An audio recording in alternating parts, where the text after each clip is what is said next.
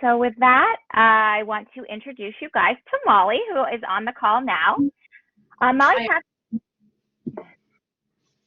Patrick Epstein is the founder of Owl Tree Kids, an online curated kids consignment shop headquartered in Brooklyn, New York, established in early 2018. After graduating from University of Virginia, Molly worked at Gap in the merchandising department for several years before deciding to return to Harvard Business School for her MBA. With her MBA in hand, she joined the turnaround team at J. Crew under Mickey Drexler in senior merchandising positions, where she built the Crew Cuts brand from its infancy, as well as took a leadership role in doing the men's rebranding initiative. From 2009 to 2014, Molly worked with Coach as a divisional vice president over e-commerce, merchandising, and planning. In 2018, after 20 years in fashion retail, Molly Patrick Epstein had enough of the constant churn and excess of the apparel industry and longed for a way to take part in making change that would create a positive impact. As a mom of 3 little girls, constantly watching beautiful clothes get outgrown at practically lightning speed felt like a huge unnecessary waste, both economically and environmentally. That's when Owl Tree Kids was born, created to be a destination for lightly used or like new boys and girls clothing and accessories, as well as maternity wear. They've done the hard work of cleaning, sorting, and curating their products into the online shopping experience you've always wished for from secondhand apparel. With that, welcome, Molly. Thank you. Hi, everyone. I cannot promise that one of said 3 little girls may pop their head in as I'm they're home and there's no childcare today, so my husband and I are sort of juggling them. So they may pop in to say hi. I will try and shuttle them out, but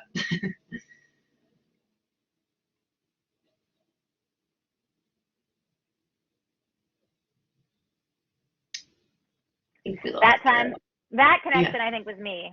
Sorry about that. So I don't know. I'm wondering if the storm is making it bad for a lot of people around the city, but I think it is. Yeah. Well, I wanted to start off by asking you where the idea for Owl Tree Kids came from and how you got it off the ground. Sure. Thanks for having me, Caroline, and I'm delighted to be back. I've done this a few years ago when I was working in a small accessories company, so it's fun to be talking about sustainability, which was a dream. So yeah, after a long career in corporate retail, dominantly in merchandising position, having grown up said way, I found myself just, 1, wanting to run my own business, and 2, wanting to do something that felt more soulful and enriching and really give back in a different way. I just love retail. I love beautiful product. And it just came to me one day. I had yet another coat outgrown by a kid and needed a new one, and I just hated the idea of having to go buy a brand new one when I knew it would be thrashed in art class the next day. And really couldn't believe that there wasn't something both local to Brooklyn or being well done. And at that time, I'd also fallen hard in love with the Real and Poshmark. And so I was like, they have a little bit of kids, but kids is one of those businesses that unless you really focus on it, it can kind of be an afterthought.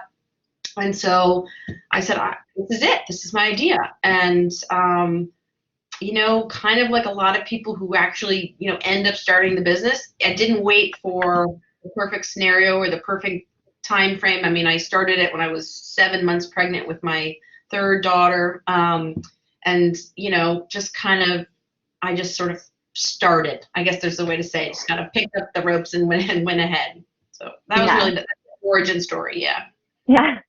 Well, you have a unique model in that you don't need to find suppliers and kind of get that whole thing moving. So I imagine you probably found product to sell pretty fast. Exactly. I mean, literally, I dug through my own, trove here, and then just started talking to friends and built on a network that way, and then started posting.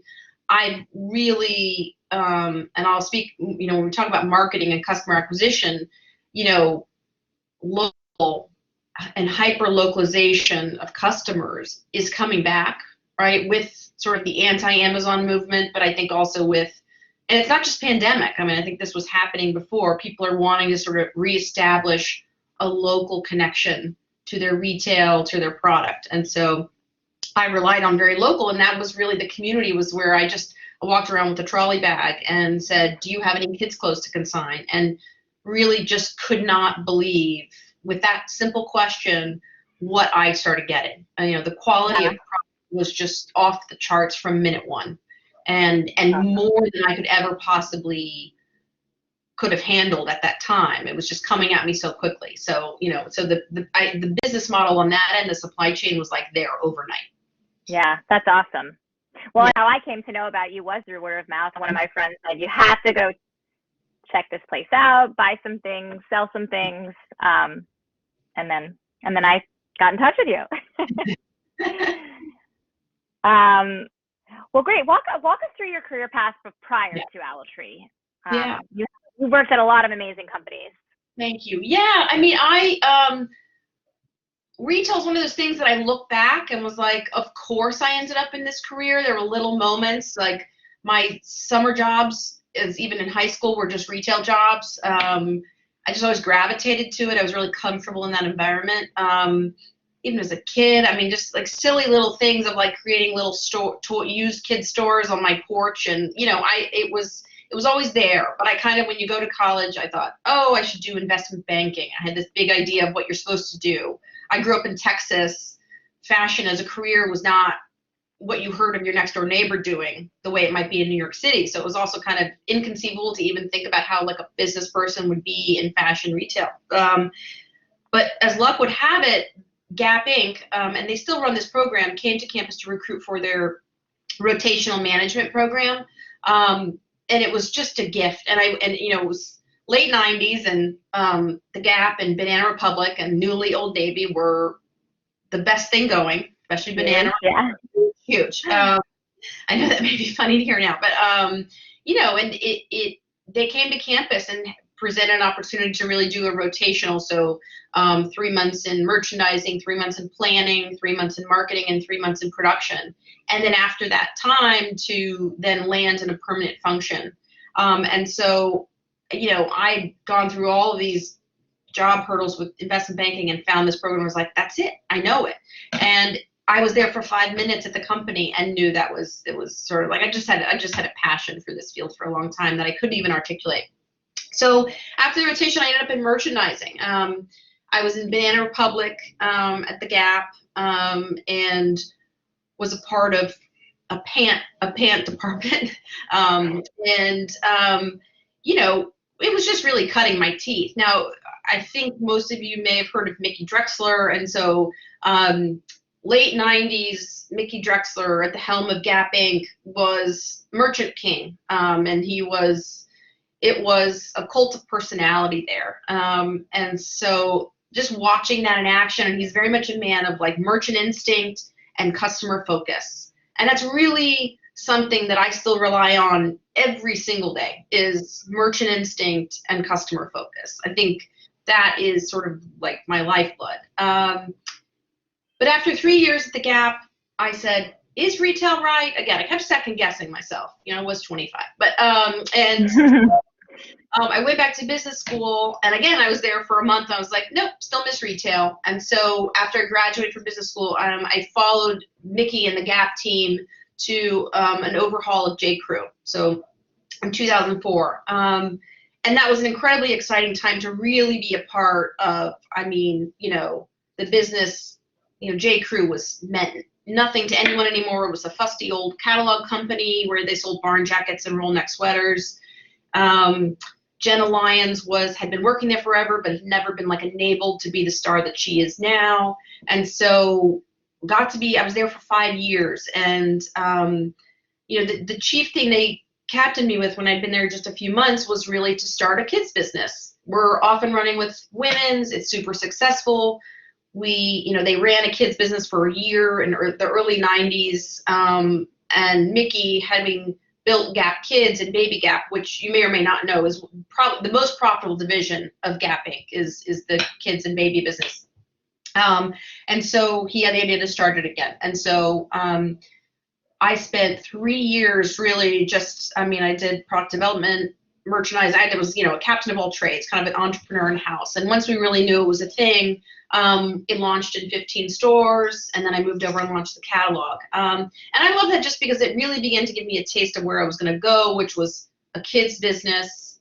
And I had no children at the time, and for some reason I just fell in love with it. I just loved it. And also just being an entrepreneur and really like, I mean, what does the price ticket look like? What's our tagline? What are the brand colors? And, you know, it's not the same, and I can go this further, it's not the same as when it's really your own. You know, there's a lot to build on and a lot of resources and capital, of course, money, your own money. Nice. But at least the body feel of it was I was working 6-7 days a week, and felt very much like it was my own. And so that's been something I started to chase, even as I took another turn through another big company. So after J. Crew, you know, kind of felt like I'd only had one type of leader. Mickey Drexler was kind of dominant there. And so I felt like the next move for me was to find a different, just not work under that type of organization, a kind of cult of personality. And so I went to Coach.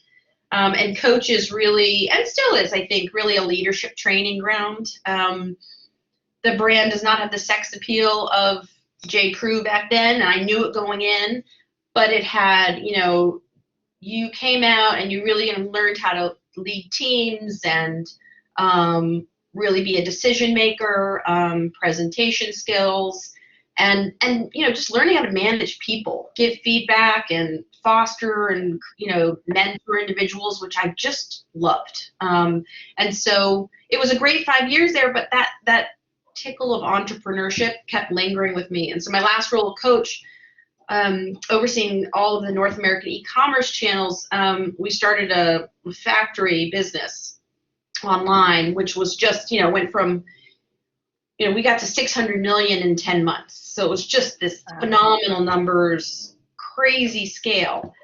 But that's when I began to start to really see product in excess, you know, cheaply made, and people just buying to buy, and the consumerism, and it just began to feel like I wanted to be a part of something different. And I think, you know, by that time, and, you know, this was 2010, I think the conversation had begun to move forward into like the real crimes that the apparel industry, and especially fast fashion, but a Gap and all of the major mall brands too, had taken part in just sort of the production excess, not paying attention to who they were employing overseas and what resources and pollution was as an output. I mean, I you may know or you may not know, but, you know, the apparel industry, retail is second only to oil and gas in terms of global pollution levels.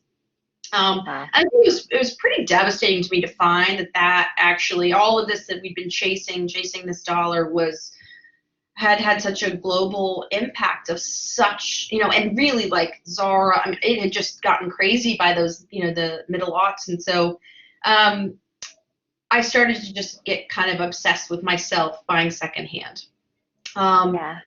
And after, you know, a run with like 2 smaller companies, kind of finding my way towards smaller run production, local production, that's when I said, okay, it's time to start my own. Yeah. Oh, that's great. Yeah. Awesome. And what do you feel like is the biggest hurdle to get started on your own? I mean, honestly, it's just kind of jumping off the cliff, right? Whether it's leaving the security of a job, you know, or putting in hard-earned money or savings or borrowing from family or whatever, or taking out a loan, whatever you have to do to get that capital going, and just taking the leap of faith. And which is one of the first things I always say when starting a business is like, don't wait for it to be perfect. For one, it is rare that an entrepreneur ends up running the business they thought they were going to run ultimately. It always mutates, and it was the case with me. And 2, there's a lot of learning to do, especially if you're starting a model that you're not intimately familiar with or in a market you're not familiar with. I mean, there's so much to learn in that first year. It's okay to kind of have it look a little, you know, like a beta. Like, start with your beta. Don't wait for it to be some perfect thing before you go out. It's sort of the thing I always say to everyone. Yeah, that's great advice. And actually, students, I think one of our speakers that we're going to have on later in the semester is an FIT grad who is still currently working at Helmut Lang while she's getting her own thing going. And, I think a lot of people have to do that in the beginning because they're not sure where it's going to go as a business and don't want to leap full force into the pool yet. Exactly. So you made the decision to go back for your MBA. You touched a little bit on that, but what caused that decision, and did you feel like it was a worthwhile decision in the long run? Very much was a worthwhile decision. I mean, I think I'm always one to root for more further education and a graduate degree. First of all, you're just talking about a network of people who by the time you get, you're starting to hone in on a bunch of coworkers or fellow students who really are like-minded, who are pursuing, sort of like have your dreams and ambitions. Two, I don't think it's ever bad to take a step back. It's so hard to find perspective when you're in the middle of something. And so being a student is often a great time to gain perspective and see the forest for the trees. So, I left because, the early 2000s in San Francisco, where I was based for Gap, there was a huge early bust of the internet. So a lot of small businesses went out in the early 2000s. Funding ran out. The customer wasn't there yet. It almost is silly now because it's sort of like Netflix went bankrupt in the early 2000s, right? Not, that's not. Yeah. But that was the mail a DVD around model. So San Francisco felt a little vacant, and I just wasn't sure at the time if I'd really landed in the right place. I kept mistrusting. So I went back and said, let me go get a professional degree. I was an English major.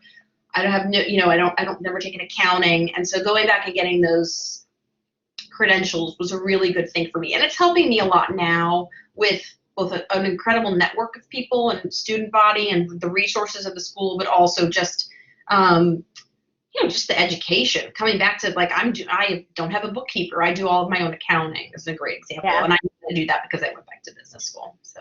Yeah. Oh, that's great. That's wonderful to hear about. Has it been challenging starting a family or having a family while you're running your own business, and kind of what advice do you have for someone who may navigate that down the road? Yeah, in some ways, absolutely. Because as an entrepreneur, and unfortunately, all of the tropes are true. You work all the time. You work 7 days a week, night. Now, granted, I love it, and I don't care that I'm working, and I can't wait to get back to work all the time. Yeah, that's it's not a problem, but it's not always easy with children. But that said, also, I think starting your own small business gives you a lot of flexibility. And I always say to people, I've been a full-time corporate employee, I've been a consultant, I've done part-time work, and then, of course, this model of having my own company. And by far, the flexibility I get here has been the best fit for me. But, you probably would agree, Caroline, it's like flexibility as a parent is just sort of critical. Critical being successful. Yes, definitely. I would agree with that for sure. So you mentioned with getting customer acquisition, you were at first you were kind of just walking the streets and finding people, but has there been anything beyond that you've done to find the loyal customer? We have not had the budget yet, honestly, to go out and pay to get those customers. So what I always say with customer acquisition is we kill ourselves to make everyone who walks out of there a walking endorsement. And word of mouth has been very powerful because of word of mouth now being able to translate to social.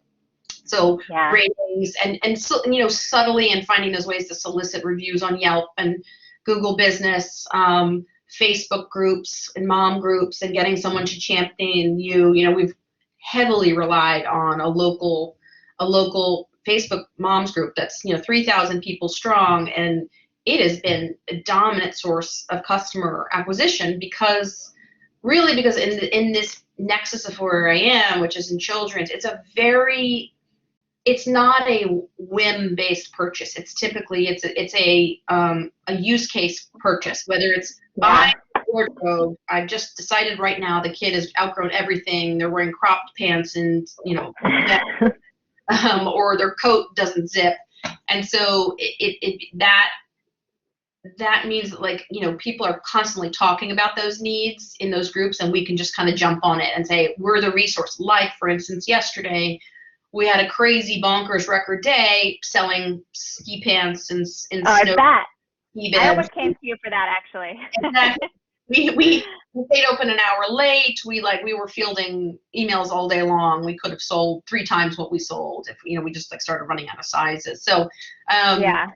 So anyway, customer acquisition, I just say, I think that as a nature of e-commerce, the growth of it, people have forgotten how good customer service can feel. And I think we probably could go back to some strangely good customer service experience you've had where you were looking for some small weird thing, and for whatever reason an associate in a store or an e-commerce channel for that matter went above and beyond for you, and how that felt. Yeah. And why, and you were so grateful if they met your needs or got something in time for you, or made an immediate refund if they'd goofed. So that is our marketing model right now, is really just and I only hire people who get that, and right now it's working. And the next step for us, we've really focused a lot on our local market, the hyper localization, as I was discussing, and now it's really about spending more time on the e-commerce channel, which we do have a site, just very underserved. And so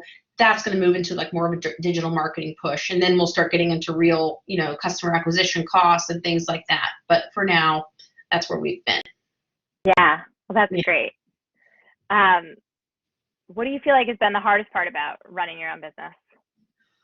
Oh, I think it's most certainly, it's a lot when you're trying to self-fund, as I am until now. I've self-funded, and by self-fund, I mainly mean self-resource fund. And so it's just meant a lot of work. And that's been, and sort of, if something goes wrong at a certain time, if the alarm goes off at 3 a.m. at the store, those all fall to me. And so it's just been strapped of resources and human capital. But I kind of love it, because if I hadn't done this for this first, 2.5 years, almost 3 years now, I would know so much less, and I would know, Yeah. I would not be in a great position to really know how to take us for the next 5 years or even 2 years. I know so much of where all the faults are, how the soup is made, and now can sort of begin to elevate back to where I was, has been more elevated. Yeah. Oh, that's great. So it's been the hardest, and is that also maybe the best, or is there something else that you would call out as being the best? I love, like I said, I love beautiful product, and I have, I grew up with a mother who took us consignment shopping. Secondhand was something my mom went to every garage sale we could find. This is a thing in Texas. I don't know if you're from the Northeast, maybe garage sales are not as big a thing, but yeah, I kind of grew up as a treasure hunter, and so I love the treasure hunting. Sometimes someone will bring an enormous garbage bag or send 3 boxes from California, and you're like, what did I just get? And in the middle of it, just a gem of something gorgeous that I know the customer for and I can call. So the treasure hunting is probably my favorite. Yeah. Oh, that is fun. So what's it like working out of Brooklyn? I mean, obviously you've lived in Brooklyn for a bit of time, but I don't know if you can comment on the work vibe of Brooklyn. Yeah, I mean, Brooklyn has its own brand, right, relative to Manhattan. I lived in Manhattan forever, so I love Manhattan. But Brooklyn's, the value system of what we're trying to do, this is not about a dusty secondhand channel or store. This is really about building in all of the premium services you get with a full price model into a secondhand model, and making it feel as good to shop there as it does to shop, when you come home with something brand new and shiny and fun that you're excited to try on. Yeah. And Brooklyn, and thankfully in Brooklyn, I'd say thrifting and secondhand and sustainability are very top note. I think there's a local customer that really has, at least in the 5 neighborhoods that we sort of service in our store, really have been huge champions of this business. There's nothing like it nearby, and so and this is really where they are. And it's not because they're just looking for a bargain, although God, especially right now, I know that economic insecurity is making a lot of people not want to spend all their money on clothes that are just going to go, be worn for less than a year maybe. Yeah. But it's really also just about the value system of it, and wanting to say, I'm committing to not buying new things. I want to see what happens if I buy as much secondhand as possible, and really be a part of a lower footprint on our planet. Yeah, definitely. Did you feel like there was ever a time in your career that you made a big mistake? Oh God, yeah, many.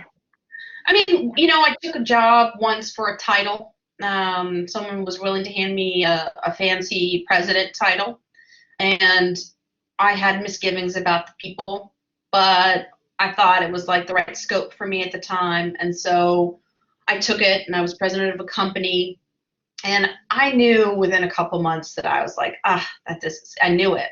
Because at the end of the day, it really is everything about the people around you. I mean, I don't care what industry, I don't care what size of company, it's just too much time to dedicate in the company of people who you can't respect or don't respect you back. And so, going there. And then I think I've taken gambles with inventory investments, given, so merchandising, you really have the checkbook of the company to buy the product that's going to go to stores in 9 months, determine the pricing and how much of each item based on how you're ranking, how they're going to sell. And so,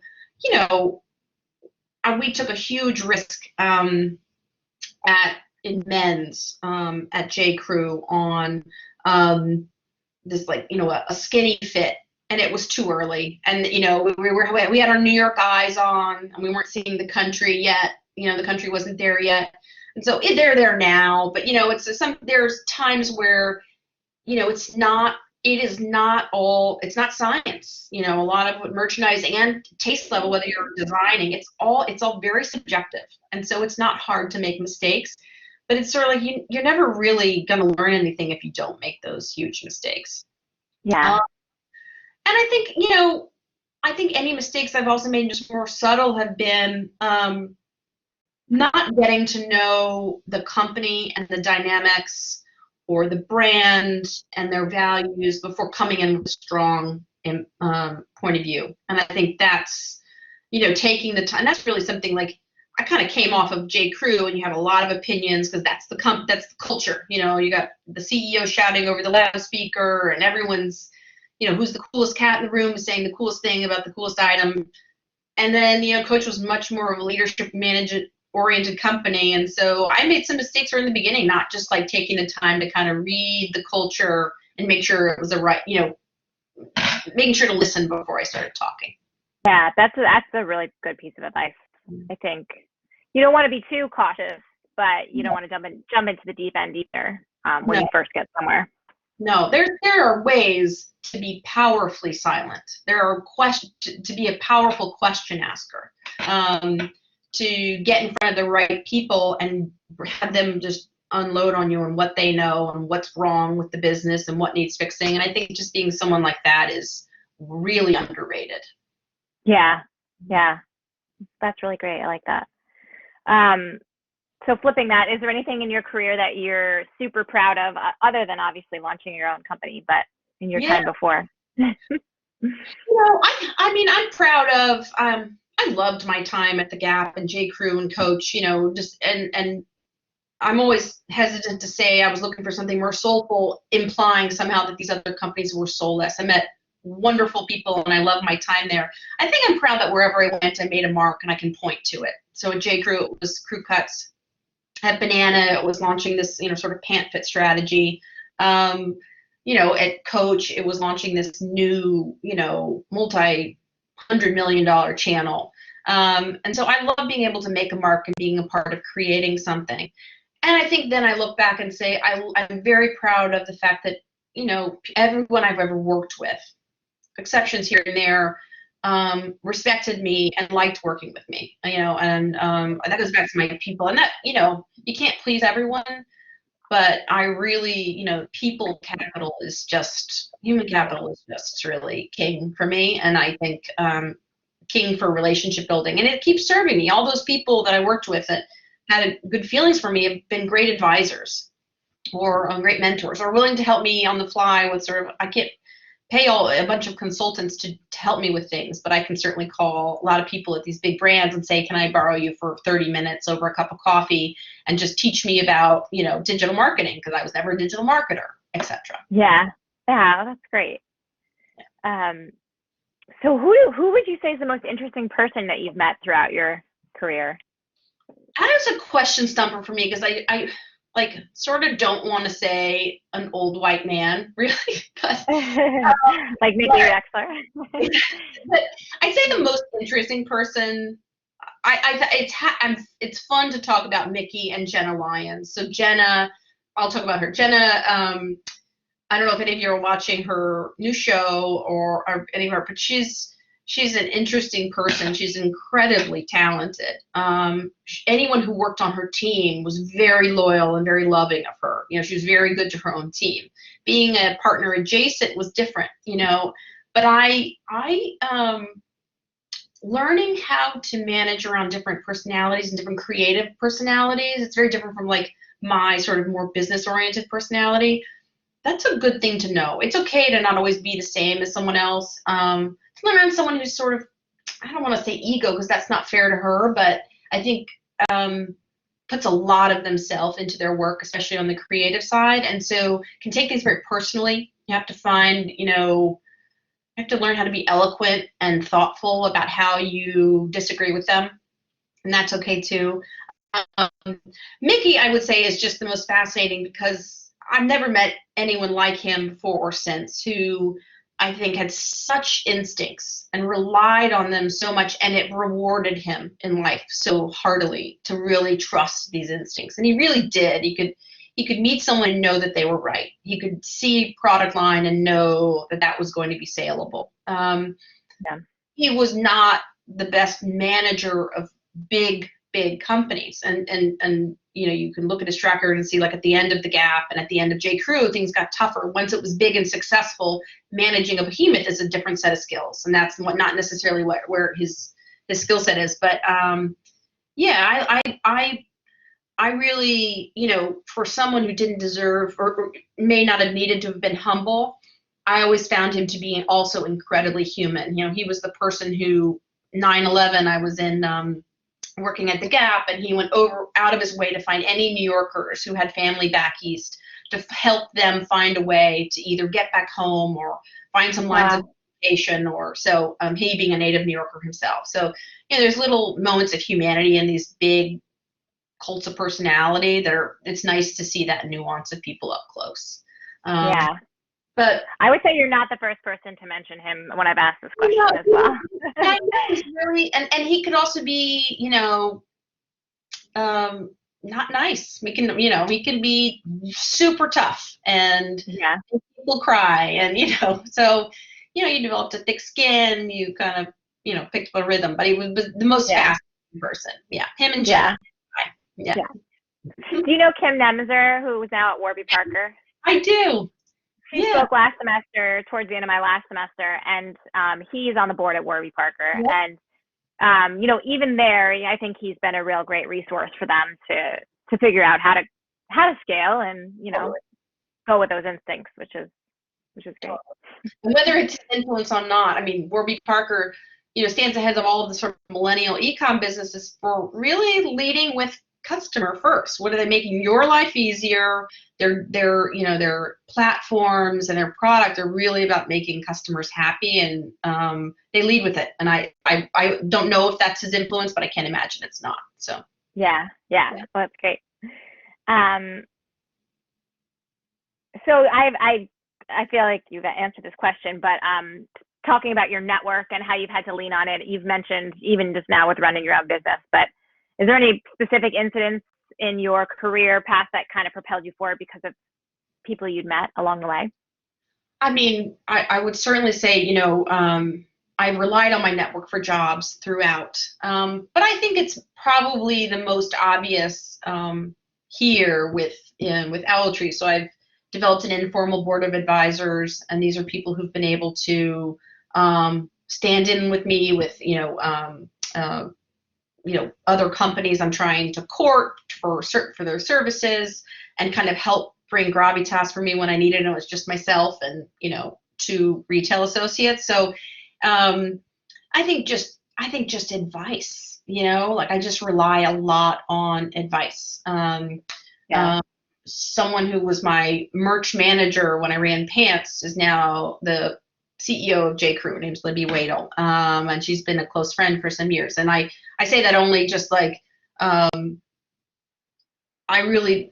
keep coming back to it, but that belief in just like nourishing those relationships and managing them, and someone who could then come in, and she spent 3 hours with me one afternoon just brainstorming what the site could really look like and what are the ways. Awesome. She's a mom of two, and how that can. And so I think it's really like how those people can figure in and give you help when you need it, because 20 years in, there's still so much to learn. And retail is like a completely different model than when I started. And so I think I don't want to be a dinosaur. I want to run a dominantly e-commerce business eventually. And so I will continue to rely on all those experts out there and my network. Yeah, it's great. Not to put you on the spot, because I know I hadn't pre-asked this, but what percentage of your business is e-commerce versus in-store right now? No, it's like we're about 80% store to 20% online. And when I said to you that there's sort of the pivot came with entrepreneurship, was I really went in saying I'm gonna, I want to do the real for kids. That's where I started. Yeah. Maybe knowing that I would always have a little bit more of the low, but I did want to do a premium model. And I think one thing that became very obvious is I got into the headspace of being like, I know this person. They don't always want the high-end goods. Sometimes you also do want Old Navy or Zara or Gap, and that's okay. Like that's all hallware dressing anyway, is the high-low mix. So I think that was one thing I learned, but it was really this channel thing. And so putting out a .com and just being out in the World Wide Web is so easy to get there, but traffic is so difficult to get. It is so expensive to get.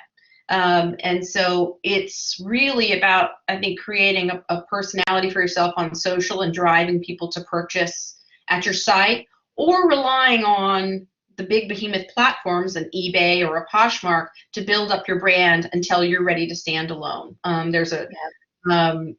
There was a business on eBay, a women's business that's like this. They took their time building off of eBay before they became a standalone. I'll tell you the name as soon as that comes to me. But Snowstorm Brain. But I still want to get back to being e-commerce dominant. But I'm so happy that that I've taken this time to learn about the store. And I got an office up a flight of stairs, which is a terrible idea if you want to appeal to Stroller Brooklyn.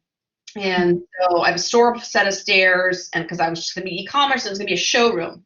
We put out a sign, started talking about a mom's group, and we literally had lines out the door. We couldn't service. And to this day, we still have lines out the door on Saturdays, and it's great, but it's sort of a great example of pivoting models. And so e-commerce is the future. Yeah. And hey, who doesn't, as a mother, want to shop sometimes without your kids? You have to go to a store that has a stroller, like you can't bring a stroller, so can't bring your kids. Sorry. It's a perfect strategy for a Saturday or Sunday. And the Real just moved in down the block, so I feel like, I don't know if you've checked it out yet. It's beautiful, but it's got to be something that's probably also good for you when the people are thinking, hey, secondhand is where it's at.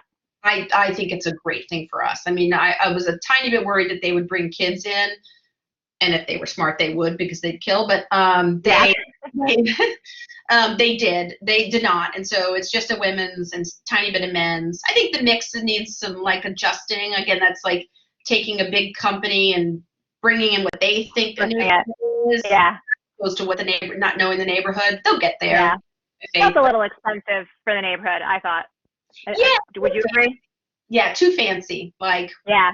I probably haven't worn heels in 5 years. You know, I mean, like, you Yeah. know, in Brooklyn don't wear heels. So Yeah.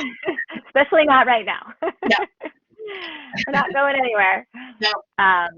Yeah, I know that. I think they have a Birkin projected on the wall and stuff like that. It definitely feels a little high. But hey, maybe they'll get it. Yeah. Yeah. No, I think also when you're dealing with, and this is, you know, a bigger point, is like you're dealing with shuttered storefronts everywhere, all over the city, all over the country. Yeah. But New York feels almost on overdrive in this front. And so it's great to see people coming in, and that the first people making a mark are really a secondhand brand, major secondhand brand is coming in to kind of replace the footprint that was, you know, a big Barney's that went bankrupt around the corner. So I think it's a great signal of where the customer's going. And, you know, just the premium value that people are beginning to place on, you know, the mission of a company, not just the product itself. Yeah. Yeah. Very true. So I'll end with my final comment before I turn it over to the students. But some of my themes are, you know, working in other cities this year right now, which is great to have in some Brooklyn representation. But my other one, which is kind of an ongoing theme for me, is just sustainability, which is why I love your mission. But I don't know, could you give us, you know, your top 3 things about why you think sustainability is important for students go forward? Yeah, I mean, I think that I think a circular economy as the piece of sustainability that I'm working on. So circular economy just is the term for meaning, like, you know, recycling goods, and making the most use out of every garment made. You know, there's this amount of water used to make a pair of jeans, and this amount of, you know, chemicals poured into a batch of, you know, 10,000 pairs of jeans, and creates this level of pollution. I think that the more use we can get out of any goods we use, and not just buying secondhand, but also trading out your goods when you're done and just bringing it out there, I think is a really key tenet of sustainability. You know, then there's the production, which I don't get into, and I don't filter brands based on whether they're producing sustainably. I don't, because I'm sort of trying to cure the ills of where most of the market is in terms of reusing goods that are produced poorly. But the other, you know, the third, you know, second tenet of that is really how are we producing, where, with what materials, how are they being produced, and then there's just pure recycling, which means like raw goods recycling, being reused, and that kind of third pillar of it. But Yeah. I think it's, you know, it is, you know, secondhand is expected to eclipse fast fashion in the next 3 years. I think that I don't think it's something that's going to go away, and that's just something of the moment. I think the more people can see what is out there in terms of quality of product and, you know, sort of style that's available to you in this product, meaning like it kind of feels very dated to be wearing the same thing that everyone is wearing. And you know, the Amazon famous winter coat last year was a great example, right? Of like, we all love that coat, but then you begin to see it everywhere, and then that feels now sort of a dated thing to say about Amazon. But I think you want to be more unique. There's more value, more mission, and more soul behind sort of like finding your own statement and not looking like everyone else. I like that. Yeah. Yeah, and I feel like there was a certain intimidation factor, or there is sometimes in some of these thrift shops, which you have done a really. It doesn't feel intimidating at all to go in to your shop. Everything looks great and fresh, and something you want to put on your kid, but there's not this feel like, oh, I don't know how to put this together, you know. No, I'm the first person to say I hate when these clothes smell, when it smells like mothballs or dust, or when you have to sort through junk to get to the great items. Now, again, like I said, I love treasure hunting, but that's really hard to do when you're shopping with a kid or for your kid. It's not as much fun to treasure hunt. You know, you really want to get to what you need and in their size, and that's it. it's made such a difference for us to lead sort of just, the store's clean. We clean everything that we need to. We're, maniacal about, doing a full inspection and making sure everything's working and there's no visible stains. And it's hard for all the parents coming in who consign with us to have that filter too. And I understand that. So we do all that work to make sure that what comes out is really, really great. And, it's operationally, I think any time you're talking about a secondhand business, I'll just say the chief, sort of margin hit or complication for any secondhand business is the operations, is managing that intake, pricing, outtake, and then how do you manage your goods going out? Whether you're a consignment model or you're a pay cash up front model, that's operations is critical. Yeah. Well, great. Well, thank you. That's sort of the end of my list. Although I probably could go on and on, but students, I want to turn it over to you and make sure you have some time. I know, I'm sure there's some dying questions out there.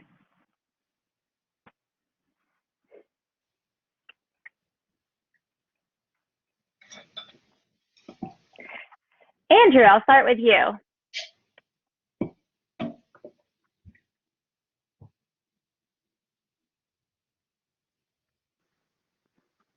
Hi, sorry, I'm just turning my camera on.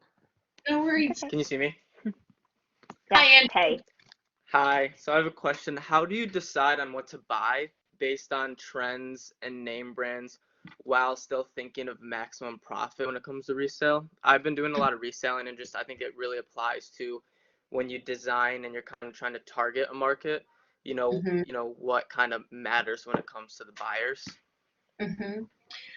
I think it is a lot to do with you start first with just taste. Is something great looking, have like appeal, hanger appeal? Is there a utility to it? Is it, we're talking raincoats or ski bibs that I was mentioning.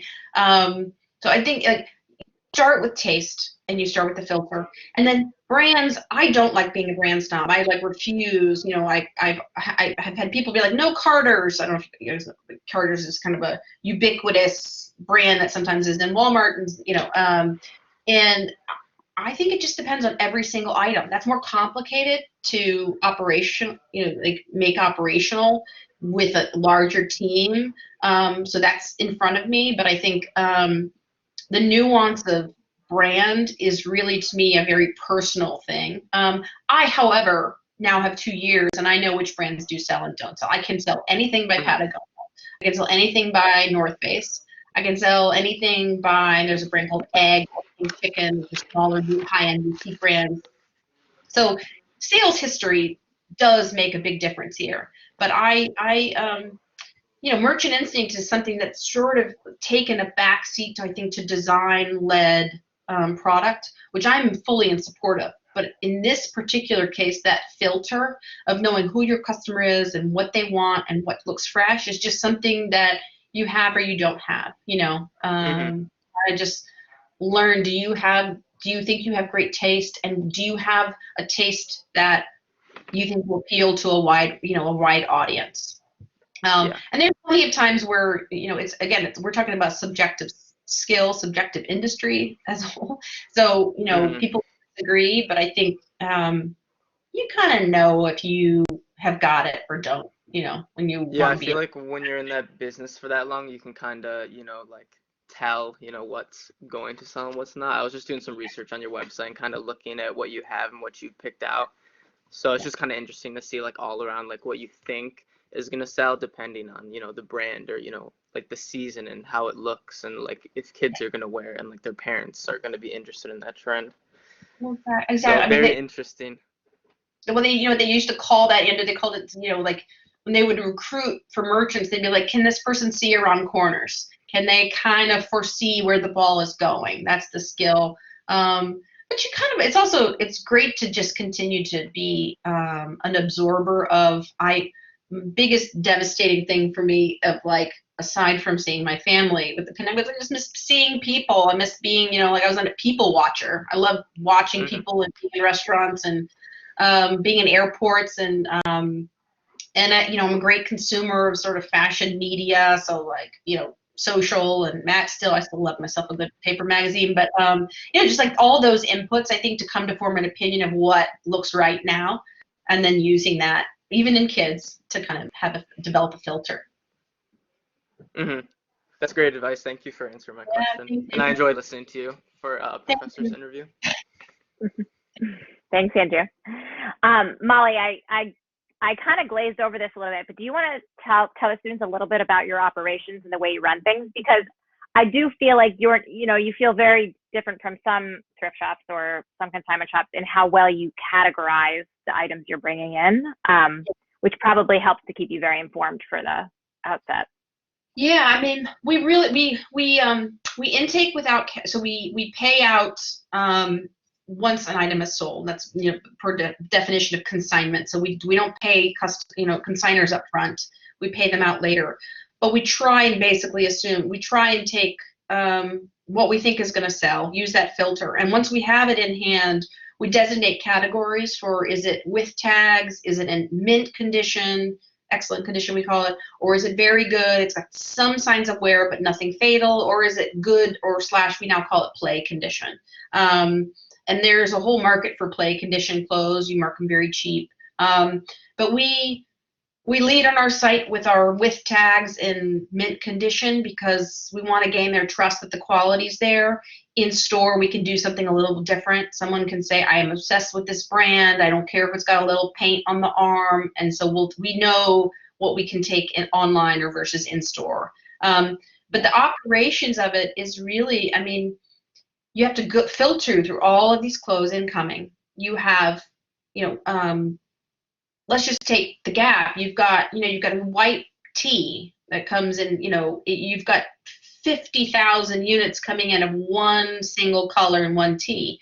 We only have one of those white tees. So to build out an assortment that's saleable, we have to have thousands and thousands of SKUs and multiple. And work in retail is driven by SKU count, unfortunately. So it's a very wide breadth of assortment that you have to manage. But when you do it on consignment, you don't have to be as pristine as when you buy outright. That said, I am now looking to move to a buy outright model because it removes all the backtracking and stuff on the back end that you have to keep paying out. And you can see, like, I don't know if any of you use ThreadUp or The RealReal, but they're also beginning to pay up front, because when you pay up front, you don't have to pay as much value. And so your margins ultimately end up in a better place if you can get to that model. But it does require a lot more strict, and to Andrew's question, a much stronger, sturdier filter up Conviction. front. Yeah. Because you're guarding your inventory. Yeah. And how often do you have to clean out and get rid of stuff? I go through weekly, and then we send back to consigners quarterly. We try and not have to have them keep coming back, but we give everything 90 days on the floor, and we just have to have a little system. And it's just a little marker right now. We know when something was tagged and put out in the system, but sometimes we take all seasons at all times, because I'm convinced that we get such good stuff because we take things when the mom is cleaning, and not mom or dad, excuse me, mom or dad is cleaning, and not when we're ready for it. Because I think a lot of parents, and maybe people even with adult clothes, at some point are just like, I don't want to look at this dusty bag of clothes. I know I'm just going to donate it. And that happens a lot, especially potentially with people who've paid a lot more for their clothes and they don't care about the return on it. That person is more likely to just kind of donate and walk away. And so we want to just take things all seasons, all times. But that's very complicated factor to manage. Yeah, that's true. Yeah. Azat, I have you next. Hello. Yes. Hi, my name is Azad. So my question is more global about children's wear. What fabric what using for children's wear? Are there any requirements enforced by law to use special fabric for children's wear, especially in USA? I just always interesting to know about that. I'm sure you have some information about that. Thank you. Yeah, I know this really just from my time building crew cuts in terms of production. I mean, I think the most famous one is you don't use cotton in sleepwear because it's more flammable than polyester. That's sort of but it's just a dominant thing. With production in children's wear, it's less to do with fabric content and more to do with buttons and pulls. So size of buttons, everything has to pass like and as tell me if I'm not answering this question correctly, if this is what you're thinking. But there's a lot of safety protocols with children's wear that have to do with flammability, chokeability. That's pretty much it. Flammability and chokeability. And so like, does a zipper come off it has to have pull strength on a zipper. The buttons have to have a tensile strength of the yarn. So it's hard to get into the production of children's. I'm not going to lie. And then it's frankly one of the reasons why I loved this model, because that wasn't my scope to deal with. I could just really let the experts handle that, and I would take over just with really what I think would sell. Yeah. It's interesting. It's a very unwieldy amount of information that's out there on restrictions in children's wear. And you could have a person whose actual whole job that is to just inform you this is allowed or not allowed, on the production side of things. And it's interesting. I have a niece that is 11 years older than my daughter almost to the day, and her hand-me-downs, and I knew this because I was working in children's wear, but her hand-me-downs were actually not compliant at all with current safety standards. So, like she had zippers when, under this age of 2 is not allowed to have zippers anymore, things like that. Drawstrings at the waist is not allowed until they're over 14. So it's it's a unwieldy topic. Yeah. Yes. Yes, I know. Thank you so much for answer. Thank you so much for information.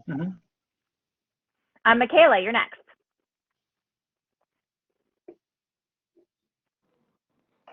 Hi. Hi. I know you mentioned before that you had went back to school for business, and I was just wondering, was that easy for you to do? Because I know I'm about to enter my bachelor's program, but sometimes I can get very bored or disinterested with school. Yeah. Was it hard to apply to business? You mean? Was that your question, Michaela? I'm sorry? Was your question, was it hard to apply to business school? I'm sorry. Not so much as was it hard to apply, but overall just going back to school, was that easy for you? Oh. It is. I mean, it's really nice to, earn a paycheck and feel, that we're talking about a time when I was independent and making my own money and can fully support myself, and I love that. So it was hard in that I just knew that I knew I had a lot more skills to gain, and I didn't let go of working while I was in school. So I did consulting for the brand I'd left. And I did like some side projects. I took on like, sort of extra credit work with brands to kind of come in. So I think, at the time there were not a ton of people in retail with business degrees. And so I think I was in a unique position to say, what can I do for you? I'm looking for, to make a little, travel money. And so is there any projects you want me to take on? You're open to buy, which is a term for, managing all of your inventory receipts, or can I build a PowerPoint for you? So I don't think you have to, when you're a student, let go of sort of those working instincts, especially if you feel like you have the brain energy to kind of be out there in commerce. And frankly, I think being a student is a great time to start a business. I mean, the schoolwork king, but like, I think you're in a hotbed of professors provide resources and connections and fellow students who might be like-minded, interested, and it's just as one of my regrets was not starting a business when I was in business school. I think there were a few people, including you got Rent the Runway, or Guilt, were both companies that were sort of written on paper and starting to work on while they were still in business school together. So. Thank you. Do you have time for one more question, Molly? Yeah, of course. Yeah. Okay, Marsha, I have you next.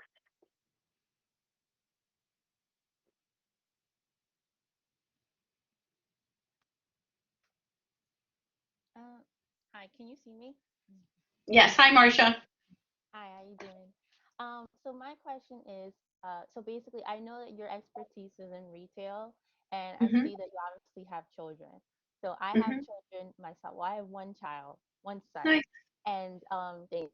But I guess what I want to know is there are restrictions for children's wear, but of course, if you're a parent, obviously you are more aware of a child's needs as opposed to someone who's never had children. So Yes. would you say that the sector of children's wear would be better fit for individuals who have children or experience with children, or do you think anybody could, cater to like the best needs of children and children's wear? Because I always wonder if like I'm responsible for, as a designer, contributing to that sector, having a child myself. But I'm just wondering if like, you know, it's just better for someone with that experience with children as opposed to everyone else. This question, this was kind of a question always of like, are men better merchants in menswear? And our parent, this is, people used to sort of second guess this. I think a good merchant, and I say merchant interchangeably for someone, any retail, any fashion business person in any function. So I say just, anytime you're within the world of retail and fashion and you work on a certain type of product, do you need to relate to the product?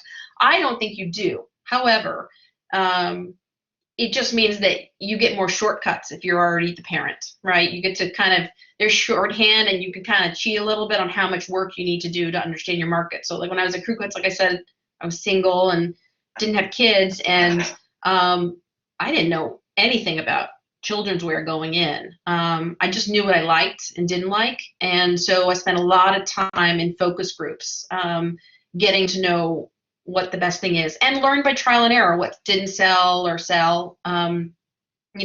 Not doing boys pants without elastic adjustable features is a disaster, because boys can be so long and skinny when they're little, and there's such wide variability, as an example. So the answer, I think the answer is, I think anyone can tackle an industry, even if they don't personally relate to it. It's just easier if you do have the relationship. I mean, I think part of what made being a mom of 3 kids and starting this business was that I knew exactly who I was serving. I was her.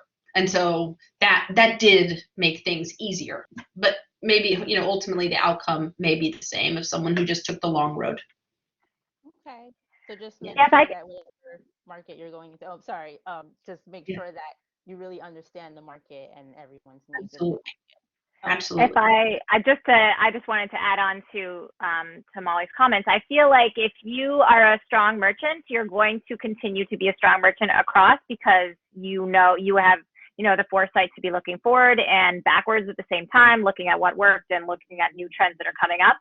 But at the same time, I switched from women's wear to children's wear, and I expected it to be a really easy wash, like transfer of skills. And hey, I'm a new mom. I'm shopping mostly for my daughter now. This is going to be an easy skill for me. And there is a huge learning curve when you move between families of business. And I think that that's just something you should always keep in mind when you're out there and you're hopping around, that there will be that learning curve that kind of exists. And I think you do have a leg up, to Molly's point, like if you're already a parent and you're going to kids, or you're already a woman and you're going to women's. But just something to keep in mind, that it's not exactly apples to apples when you switch between. And one challenge. Oh, sorry. No, I was just please, Caroline, go ahead. I was just going to say, one challenge that I don't know why I didn't think about this before, but there are a million size zones in kids versus in women's wear. In women's, you've got size 2 to 16 basically, unless you're going into plus size or petite. But in kids, you've got your baby, and then you've got toddler, and then you've got little kids, and then you've got big kids. And then what kind of big kid is it? Is it a fashion conscious big kid, or is it one that's a little, a younger big kid? Because you could have a size 10 that is 6, and so you kind of have to play that field too with the product that you pick out for kids. That makes it challenging to me, I think. Molly, do you agree? Yes, I was just going to add on. In some ways, you did see that there were often people within. You could always smell the people who over personalized the category they related to most, and were doing something they liked. You could see it as opposed to what their customer liked. But it's a great question, because I think it's there's a lot to be said for being very much in the shoes of the person you're serving. Thanks so much. Yeah. Thanks. Molly, thank you so much for being here today. Thank you all. Thanks for having me. Yes, anytime. And, try to stay dry these next couple of days in Spain with kids home from school again, probably tomorrow. Bye, everyone. Thank you. Thank you. Students, I'm just going to share my survey question with you. I have some content on sustainability that I really want to talk to you about, but I think I'm going to save it for next week because we do have, this week we're talking a lot about resale, but next week we're going to be talking a lot about the rental market. So I'll set the stage at the beginning of class with that next week, and you guys can expect to hear that there. Let me just paste this link for you. Does anyone have any questions for me before we leave? Oh, I see a hand up. Marsha. Hey, it's me again. Yeah. So Hi. I wanted to also ask earlier, but I forgot. For the critiques that we're doing, the 2 critiques, is Yes. it okay for them to be like if it's an exhibit, can it be like an art exhibit, or is it specifically fashion related? It needs to be related to fashion in some way, but the Met almost always has something that has a fashion spin on it. So the museum at FIT is a great example. Unfortunately, I don't think it's open at all this semester, but usually they have exhibits that are all fashion related. The Brooklyn Art Museum often has things that are fashion related. So it can be art, but with a fashion spin on it. And If that makes do sense. you know if the school has like a list or catalog of like weekly events or monthly events that we could use as a reference to find? I don't know of one, but does anyone want to share anything in the chat room that they think is interesting to see in the city right now? Are you in the city, Marsha? Yeah, I'm in Brooklyn. Yeah. If anyone has anything that they want to share, and we can continue to do that every week as well before March 1st. Andrew, did you have a question? Yeah, I just wanted to ask, I was reading the list of just what we can do for this project, and I saw that you mentioned something about documentaries if we weren't able to go and see an actual exhibit. Yeah. I was thinking of maybe making a trip to New York just for some supplies and other things, so I might be able to, see something in person, but if not, I was kind of doing research on what documentaries would be, have enough context to do this project with.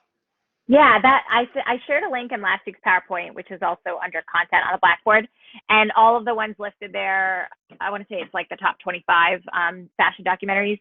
Those are all really great resources. I'm going to talk about 2 next week as well, but I'll mention them here. The True Cost, if you haven't seen that, and you are interested in sustainability, is a really, I think, impactful documentary. And then there's also a number of ones that kind of there's a Halston one that I saw recently that was really great, and a number of other ones. I think there's a Coco Chanel one out there too. But that list is really great and comprehensive. You can also, since New York Fashion Week is going to be online, you could attend a live show there. The purpose of the assignment is really to just be thinking critically as a fashion contributor, as someone who's in the industry. So keeping your headset on with that and making sure that you feel like you can do that with whatever event you're planning to attend or view is the best way to proceed with that. Does that answer your question, kind of? Yeah, thank you. That clarified a lot. Okay, great. Thanks. Any other questions?